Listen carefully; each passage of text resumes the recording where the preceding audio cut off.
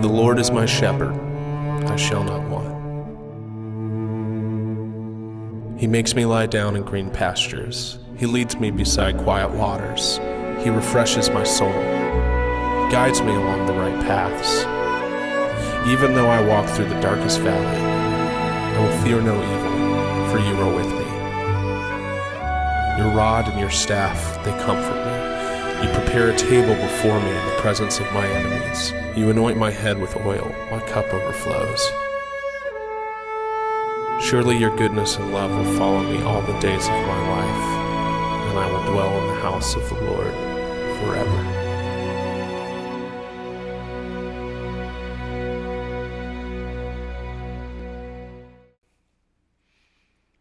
Oh, good morning, everybody. My privilege to be here. If you don't know who I am, I'm Mike Kalani, one of the pastors here. I get to continue the series that we've been going through on the life of David and gaining principles and wisdom from it. And it's just amazing to me that God has given us examples, such wonderful examples of people we can relate to in Scripture who can teach us about what we're struggling with now. I love that these characters are so relatable to us. Today I have the distinct privilege of addressing a relationship between David, who we're studying, and his friend Jonathan.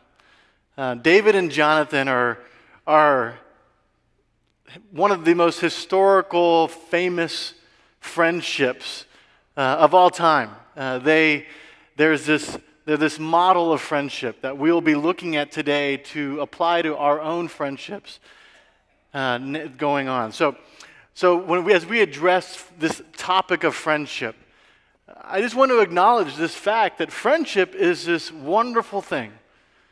It's this magical thing. I mean, I saw this hands-on just last weekend as I took my son to a Boy Scout camp. And at this camp, where, he and his buddies had gone, they do the regular camp stuff, the fun stuff, like swimming, archery, BB guns, things that I know he would like whether he didn't have anybody there with him or not. But they're also earning these badges, these merit badges and these skills and things like that. So they had to change a tire. They had to check the oil on a car. They had to learn how to do the Heimlich maneuver and learn how to do chest compressions and build arts and craftsy stuff that I know he doesn't care about. But if you were to ask him, did you enjoy your time at camp? He would say he loved it. He loved every minute of it. But if I were to try to take him and say, hey, let's go change a tire, he'd be like, what? No, the reason he loved it is because he was doing it with his friends. His friends made things that would otherwise have been a chore or monotony into something exciting and fun. That's the power of friendship. Friendship has this amazing ability to take good times and make them great, to make boring things fun, and to even make challenging times durable. Yeah. You can make it through because of friendship. So as we look at friendship, it's my prayer as we look at David and Jonathan, these two men, and we look at that, and we sit there and we say, Lord, how do we attain that level of friendship in our own lives? The reality is friendship is becoming more and more important to us as a society. And I shouldn't say that it's always been important, but it's becoming more and more apparently important because if you just think back in the day, like back in the 50s and 60s and things like that, when you look at the entertainment, the sitcoms and things that were on TV, they were almost all about a family. Leave It to Beaver, Father Knows Best, The Brady Bunch, things like that. You see these shows that were designed about the family unit. But as we all kind of know, and I'm not here to judge, but as we all kind of know, the family is kind of breaking down a little bit. It's not as strong as it used to be. But yet what you've seen rush in and fill that void are friendships. And you think about Cheers and Friends and Seinfeld and other shows that have taken those spots where the value of friendship has been lifted in our society. If we don't have those relationships within our family, we know we need them somewhere else. And we seek to get them in other places. And of course, as those shows show, there is a variety of friendships out there. I did a fun little exercise, and I said, I was like, okay, what kind of friends do you have? And I asked our staff a little bit, went around and asked a few people. The one I put on there, the kind of friends that I've had in my life, and this is probably because I am this friend, is the debater. The friend that is always, is going to take the other side of the issue with you. They want to talk about every issue, and they're always going to talk about everything. They never let it lie. They love to debate. They love to argue.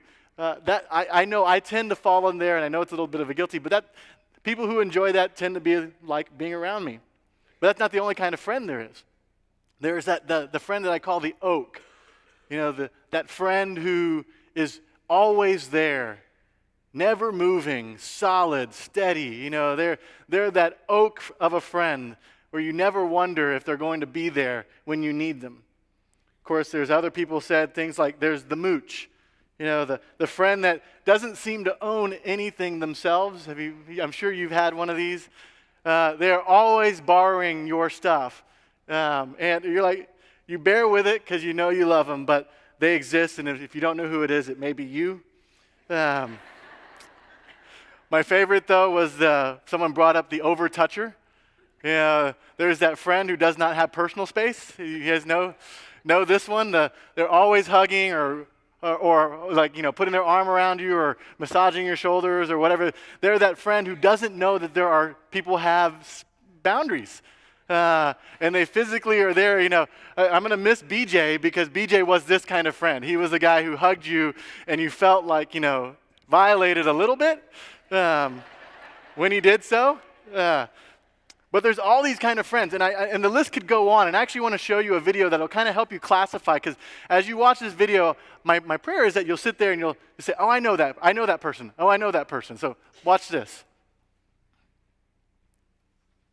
Hey, Tyler. What? What do you do when you see a spaceman? I don't know. You park your car in it, man. It's funny.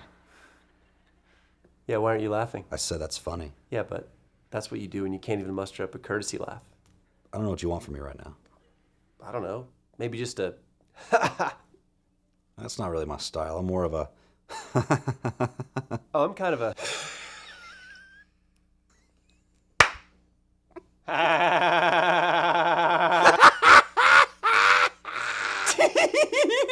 He said you park your car in it. It's a spaceman.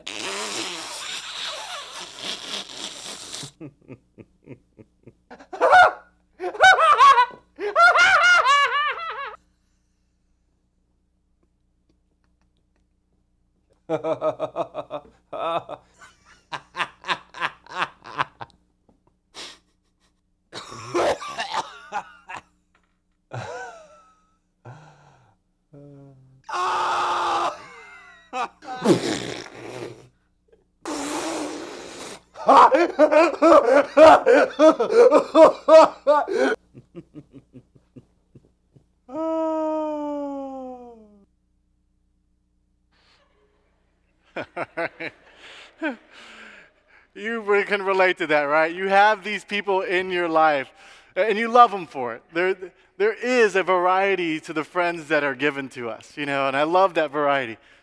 But the truth is there's also a common denominator among those relationships that make them genuine friends. Regardless of their personality, regardless of their style, what is it that makes someone a genuine friend? And that's what we're going to look at today. We'll look at David and Jonathan as our example and our model. So if you would stand with me in honor of God's word, we're going to read from 1 Samuel chapter 18, verses 1 through 4. And it says, after David had finished talking with Saul, Jonathan became one in spirit with David, and he loved him as himself.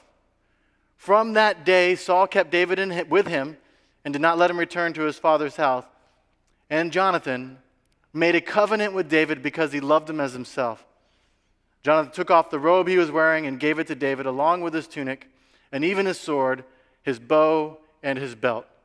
Lord Father, I ask that you would use your word to mold our perceptions, shape our reality. Help us to see, Lord, the way you designed friendship to be. May the words of my mouth and the meditations of my heart be pleasing to you today. In your name we pray. Amen.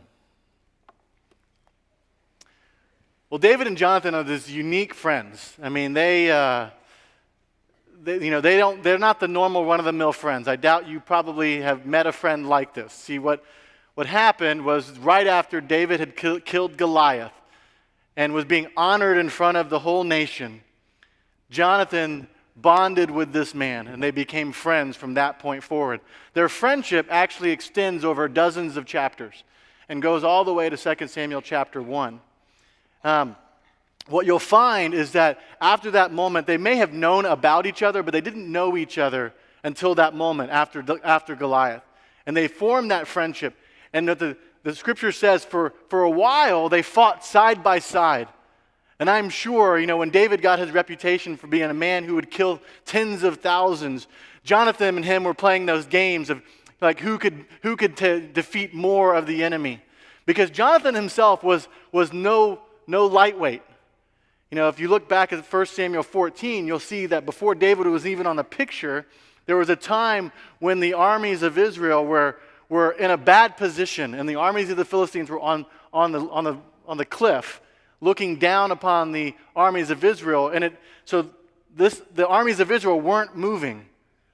They were just kind of sitting because they knew they might lose if they go up the battle. And Jonathan saying, "Where is your faith?" He sits there and says, he takes his one armor bearer and says, "I believe in God. I believe God can bring victory." So he goes up, he climbs the cliff, takes on an outpost, the ones who are watching the army, defeats the outpost and starts to make them run. And only after Jonathan and his single armor bearer start to cause the Philistines to run does the rest of the army of Israel follow suit and take notice of what Jonathan was able to do because he believed in God. Now, I say that because when David defeated Goliath, one of the reasons I think that Jonathan and David's relationship started and bonded was because Jonathan saw in David a kindred spirit. He saw this man who had the same faith and belief that he could take on any challenge if God was for him in David. And so they immediately bonded. And I'm sure as their friendship grew, they fought side by side. They won battle after battle. Unfortunately, as the story goes on, as David became more and more successful, he became more and more of the king kind of saw him as a threat. And so what happened is their relationship, they once were fighting side by side, now they're fighting together to preserve the relationship of David with his king. And what's interesting is we don't read about this much or teach on this subject much, but there's a point when David goes before the king and he says, "David is a noble man, a good man. He does nothing but want to serve you and honor you." And Jonathan reconciles Saul the king and David. And there's a moment of peace where Jonathan actually is able to mend the broken relationship. Unfortunately, as time goes on, that relationship begins to unravel again. And Jonathan once again goes before the king and he says, "What are you doing? David is a good man." And then the king even goes to Jonathan and says, "Don't you realize if David remains alive, you will never be king?" And Jonathan says, "I'm not going to break my friendship with this man just because I want my throne." And he maintains his friendship. He helps David escape. And then they remain friends apart for many years. And the next time we hear of Jonathan is way in the end of 1 Samuel, where he and his father and his brothers have gone out in battle against odds they can't beat. The Lord has kind of left Saul, so he's no longer empowering his army. And Jonathan and his brothers and his father all fall in battle. That's the last we hear of Jonathan. But yet we hear David's words about Jonathan in 2 Samuel chapter 1, verse 25. Let me read this to you. "How the mighty have fallen in battle. Jonathan lies slain on your heights. I grieve for you, Jonathan, my brother. You were very dear to me. Your love for me was wonderful, more wonderful than that of women. How the mighty have fallen. The weapons of war have perished." We see that even though they had to be separate, that they had to flee from one another, their friendship remained strong and steady. They were there for each other. They loved each other. And when we read this story and we hear about a story like a friendship like this, I think that and I believe that every single one of us desires to have that level of friendship in our life. Someone who's going to be there with us thick and thin, no matter what. Someone who's going to be there when times get hard and when things get rough. Someone who's going to be there to fight the good fight together. That's the kind of friendship we desire. Not a temporary one, not one that'll fade, not one that's of convenience, but one that is solid. And I think the biggest threat to us actually developing those kind of friendships in our lives is ourselves. When we settle for something less than what God intended friendship to be.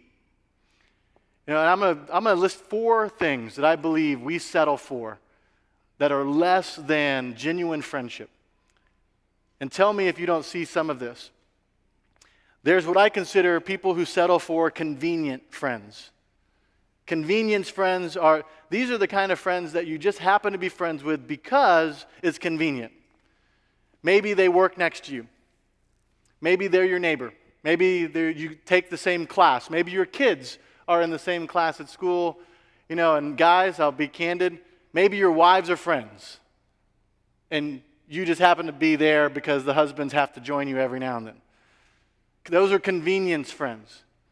What I mean by convenience is I talked to a lady in the first service who started a friendship as convenient friendship, but they've been friends now 69 years. And her friend is going on 100 years old. But they started by working together. Convenient, there's nothing wrong with these things that I'm about to mention, but they're not genuine friendship unless we grow them deeper. What happens in convenience friendships is that sometimes we think of them as genuine friendships, but when the convenience goes away, let's say you take a new job, let's say you move out of the neighborhood, let's say you go to a different school, whatever it might be, the friendship evaporates as well. That was not genuine friendship. That was convenience. Another thing that we sometimes fall into is the consumer friendship. This is the networking type friendship, where you make friendships for your own purposes. I'm going to get to know this person because I might be able to make a deal with them. Or, man, they've got a nice, they've got a lake house, and I want to be invited to that lake house. So thus, I'm going to be friends with them. You kind of see where I'm going. That happens in our society. And if you look at celebrities are often very alone because everybody who wants to be their friend wants to be their friend for themselves, not for them. They're consumer-minded friendships. And we, too, can fall into that same rut. And we think about, I want a friend. I want that person to be my friend because I want what they would maybe offer me. That mentality is consumer-minded friendship. And if that person, or let's say you're on the receiving end of it, and let's say you dry up, or your resources run out, or you're no longer on top of your game, or you're not the popular guy anymore, you see your friends just kind of walk away.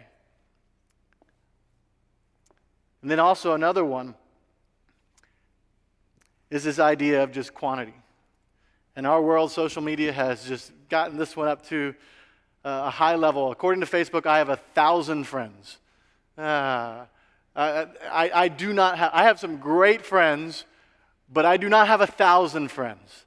I always feel like we need a different word because we start using friends in so many ways that we've gotten to this place where we honestly think that the number of people we have considered friends is more important than the few that we need that are genuine.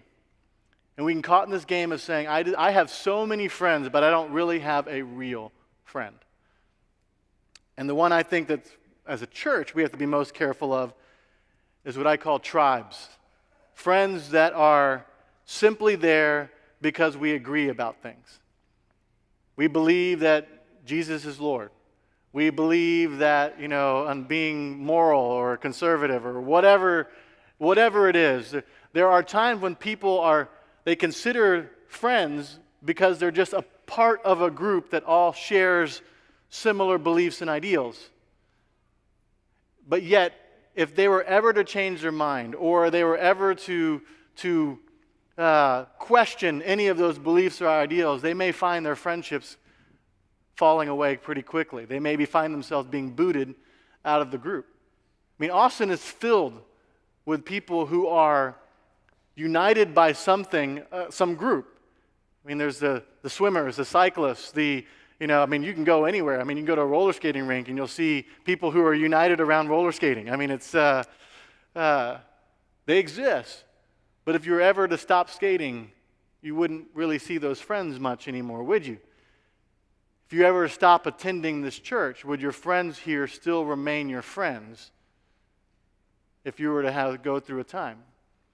If not, those are not genuine friends. Reality is that God had something in mind when he created friendship. Like I said earlier, it's a magical relationship. It's a wonderful relationship. He had something in mind when he created it. But unless we know what that is, then a lot of times we don't really know if we're settling for a counterfeit or not. And I remember when I was a kid, my parents went to the Bahamas for something. They came back and they had Bahama money. You ever seen Bahama dollar bills or whatever it is? They look like Monopoly money. They're colorful. It doesn't look like real dollar bills. And I honestly would not have any clue. If you were to hand me a $100 or 100 euro bill, I have no idea if that's legitimate or not. Because I don't know what a euro. Now, if you hand me a $100 American bill, I know if it's authentic or not because I've seen those. But if you hand me the other, I don't know what I'm looking for. I'm sure I might accept it. I might be a sucker and say, oh yeah, sure, 100 euros, that's nice. And you could have just Xeroxed it. Or draw, obviously I'd probably catch you if you drew it. But you know what I'm saying. If I don't know what I'm really looking for, I'll fall for the counterfeits, won't I? And so as we look at Jonathan and David, let's look at some of the things that are key principles of genuine friendship according to how God made it. And I want you to notice something. First off is that friendship is a covenant. If you look at 1 Samuel 18, you'll see in there as it says that Jonathan made a covenant with David, this is verse 3, because he loved him as himself. Now, we don't often think of covenants in the context of friendships, do we? We think of covenants like as marriages or business agreements or things like that. But here it says that a friendship is actually a covenant. And a covenant is a binding agreement. You can't just get out of a covenant because you have a change of heart or because you just don't feel like it.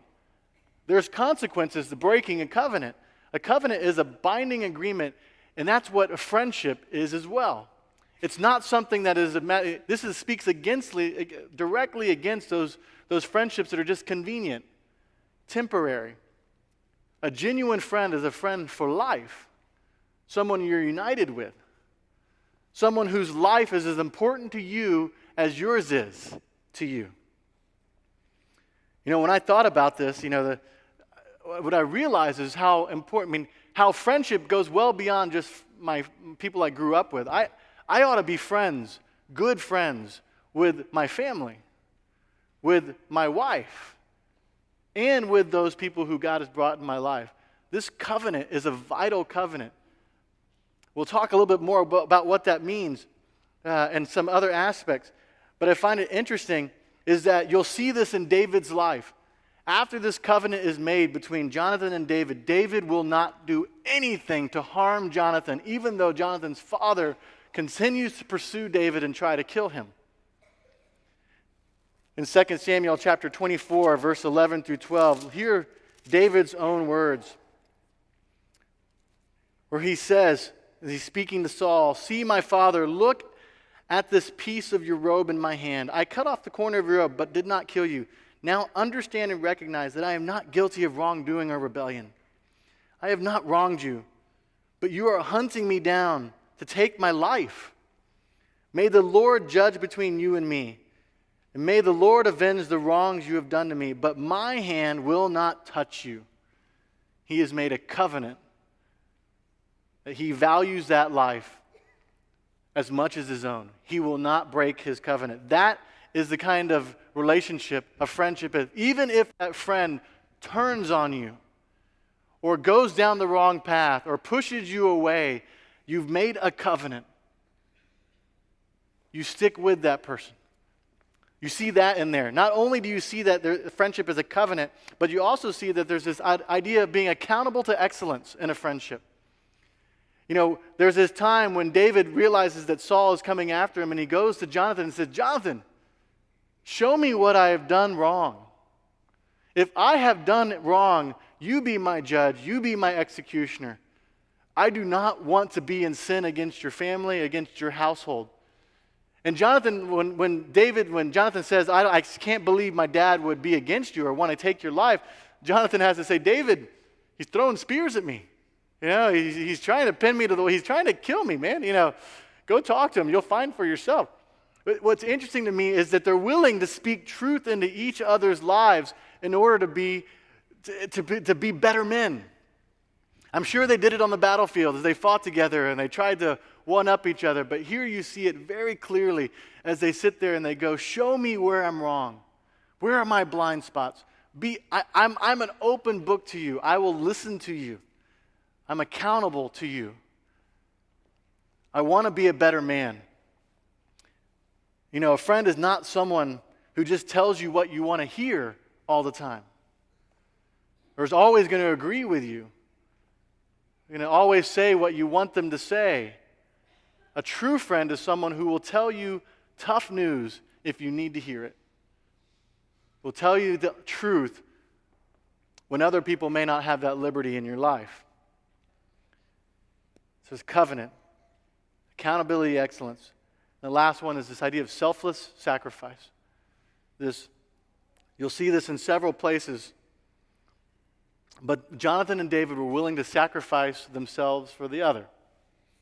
David was willing to put his own life and say, if it's me, take my life. I would rather you thrive than for me to be a place of tension, a sore spot between you and your father. And then Jonathan himself goes before his father, stands between his father and David metaphorically, stands before them, and he says, Dad, what are you doing? He's a good man, and he suffers the wrath of his own father. And I love this.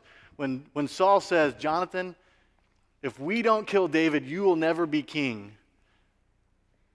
That's okay to Jonathan, because his friend is more important than a throne. I even think that Jonathan kind of knew.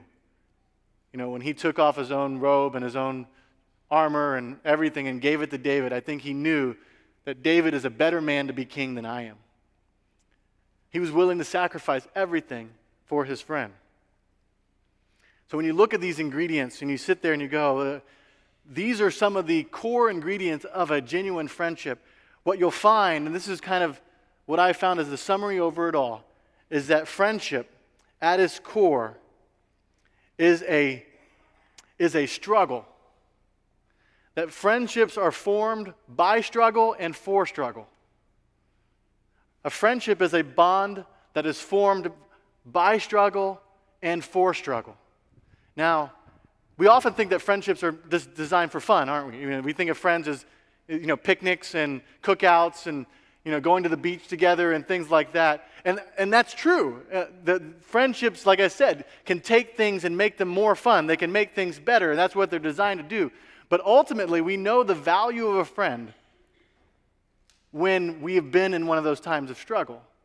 When friends are most important to us is when we've been going through something difficult, struggling, having a hard time. That's when we need a friend the most. That's when they're most valuable to us, right? Friendships are born for struggle, born in struggle and for struggle. This is one of the things I saw in the text that just amazed me the most. If you look at when they became friends, you know, Jonathan kind of came alongside David, and there's the whole part in 18 where he said he knit his soul to David's, and Jonathan became one in spirit with David. He loved him as himself. He made a covenant with David because he loved him as himself. Jonathan took off the robe he was wearing and gave it to David. He became David's friend before he even knew David. He may have known David as an acquaintance. He may have known of David, but he didn't know David. But what he knew was David's heart for this struggle that was the same as his heart. As I said earlier, these men are of kindred spirit.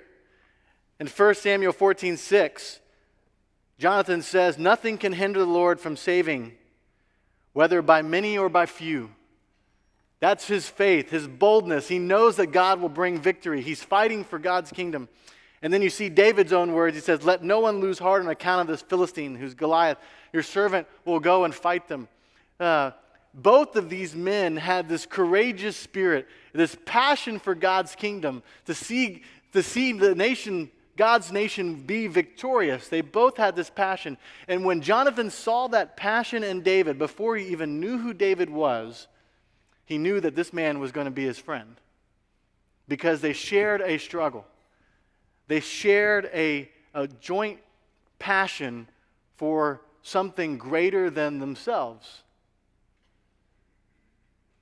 When I think about what we desire for our church,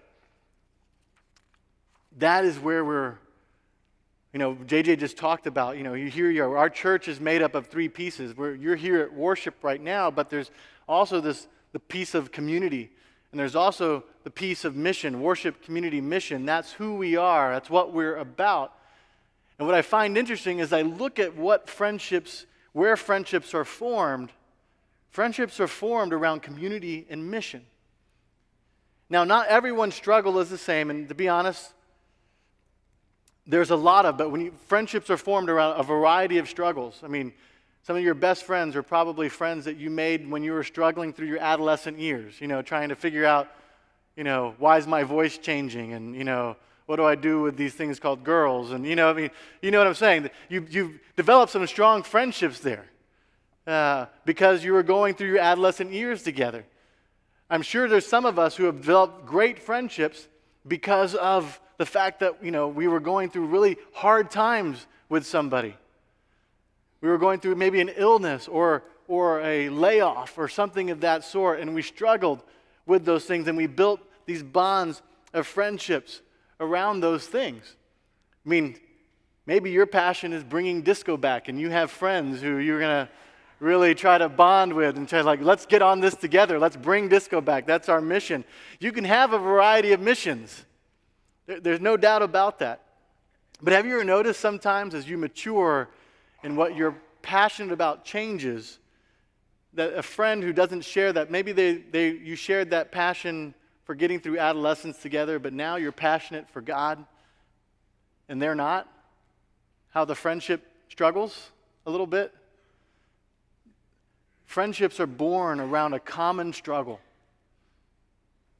And so when we think about what we're trying to do here, yes, it's great that we want people to have friends here, but not tribe friends, just friends who agree with you all the time, not convenience friends. We want to help people develop those friendships that are centered around a passion for something greater than themselves, a struggle that is bigger than themselves. When I looked at this, the principles that I got out of this that I saw is that sometimes we want friends. We want to develop friendships. We want those things in our life, but we don't want to have to struggle for anything. We just want this for our own sake. We're not willing to be passionate about a cause or for the struggle of Christ. And then we wonder why we can't develop these genuine, deep friendships. It's because we don't have that struggle. So we sit there and we look at that's a vital piece of developing genuine friendships, is find something that matters more than you. Find something that you're passionate about. Not only that, but there's that point where you have to sit there and eventually you have to be open. You have to open up yourself to be accountable to other people and let someone speak in your life. If you're not going to let people in, then you're not going to be able to develop those deep, genuine friendships that you yearn for. But what I love also, and you see this in David and Jonathan, is they didn't demand the friend of the other, but they sought to be the friend they wanted to be. And so instead of asking God to bring them friends, they decided to be a friend to somebody else. And Jonathan was determined to be David's friend. And he made that covenant selflessly united to David. without any expectation of anything in return, and that friendship was born. We often miss how genuine friendships are developed and shaped. When I think about, how we as a church desire people to get into small groups, I know sometimes that people think of that as just another activity. But please understand what we're trying to do. And as a church, as we encourage you to get involved in mission and community, our desire is that you'll develop some of those deep, deep friendships because of that. And that because that you have a friend with you now, no matter how hard the struggle may be, that friend will make it a lighter burden, an easier time, more fun. Just like anything else, if you do it with a genuine friend, it becomes a joy. So, one of the things I found interesting about all of this is if you look at the life of Christ and his apostles in John chapter 15, there's that point when the apostles start to get it and they start to become on mission with Jesus.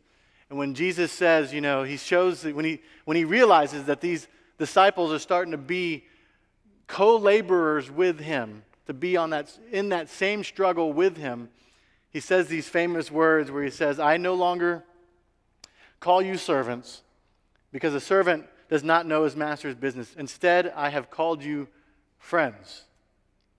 For everything that I have learned from my Father, I have made known to you. That even Jesus himself would sit there and say, I want to be your friend. Join me in this struggle. Let's glorify my Father's name. Let's transform our world together. I will be there. And you cannot help but see the gospel in Jonathan and David's relationship. As Jonathan interceded, stepped in between the wrath of Saul and David, how do you not see Jesus doing that for us every day? Stepping in between wrath and joy. Jesus wants to be our friend. As we take communion today, we're going to have that opportunity to acknowledge that reality. We're going to be able to come before God and say, Lord, thank you for being willing to be my friend, for sacrificing for me, for being a friend to me. And our prayer is as we take communion that we will respond with an equal commitment to him and to one another.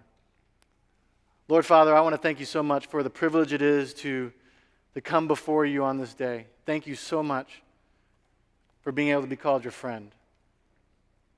I pray for our time now, Lord. As we prepare to take the elements, prepare our heart. May we not see our friendship with you as the casual one, as a temporary one, as a conditional one, but may we truly see it as a sacrificial covenant with you. May we not take these elements lightly, Lord. I pray this in your name.